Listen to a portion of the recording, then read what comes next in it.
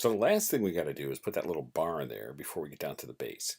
So I'm going to go here to the object geometry, and I want to load up something that will work for us, like a tall box like this one. Double click that, add it to our scene.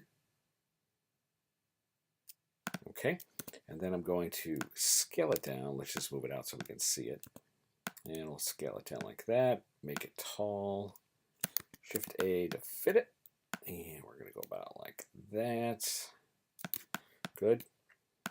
And like that. And then we'll just move it back in place. Now, the one thing with this is that I want to union this. I want to blend it right in. But what's going to happen, it's going to blend in with everything. And that might be a little bit of a problem. And I'm going to show you exactly why. See that inside mesh that we put in there? Well, that was fine as it was. But the problem now is that it will also affect this. I also don't want it sticking out over here either. So what I can do is just come into these top polygons like this and shift up arrow, just kind of like that. And actually, I don't even think I need that much. We can go like this loop right here and just move that back like that. Okay, so there is our little beam inside there. Works well. So in order to make this part of the union, but separate from the other, we need a new branch. Okay, so all I need to do to create a new branch is take this, drag it on top of our source mesh, of course, get into item mode, and then let go, and I'll say new branch with union. Give it a second to think, and it will make a new branch right up here. Now, that new branch then can work independently of some of my other Boolean operations.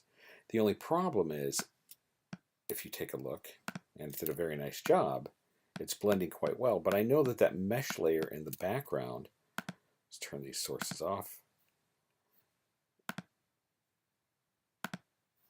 that mesh layer in the background really shouldn't be molded with this.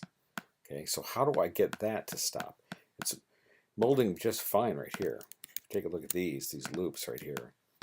Those are looking really good. Okay, nice and clean, and we can go into those strips and adjust them as well, but I think they're actually fine. But I don't want it molded back here.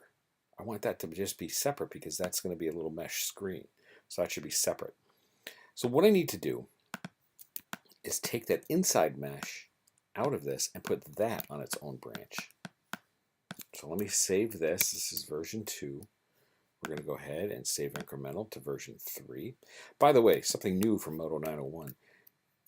When you save incremental, it used to just say 0. You could say old Mike 3 and it would put 0001, 0002. Now if it sees a number, it will just incrementally add that number. It's a nice little hidden touch nobody seemed to notice. All right, so what I need to do is go into that inside layer. So this right here, this is our initial inside mesh right here. And I can click this inside mesh, drag it back onto the union and let go and say remove from Fusion.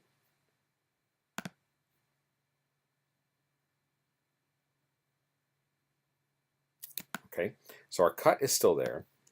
When we cut out the inside, that's what we wanted, but we just wanted to take that inside mesh out.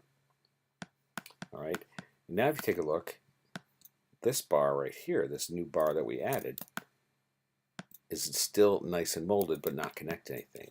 Now all we have to do is just keep the screen in there as a separate object. It does not need to be blended in and meshed with anything.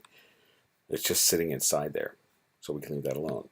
And so what we end up with, let me make sure we save this. We come here to the render tab. We've got our microphone and we've got a nice blended mesh for that bar as well, keeping with the tone and the theme and the feel of the rest of the metal. So that's actually really nice. So now you need to create the base. So let me go on to a new video to do that. We're going to do it really quick, but I'm going to do it with a schematic, and we'll see how that part of MeshFusion works.